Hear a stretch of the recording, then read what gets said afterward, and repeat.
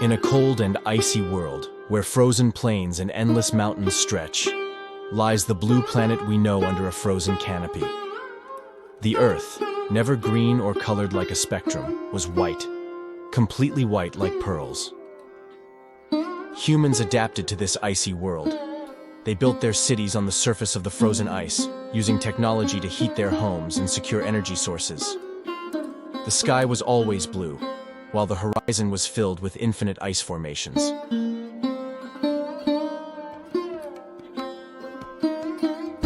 In this world, stories of searching for life and preserving warmth became of utmost importance. Research expeditions ventured into the icy depths, where the secret of this frozen world lay. Could there be another form of life adapted to this harsh environment?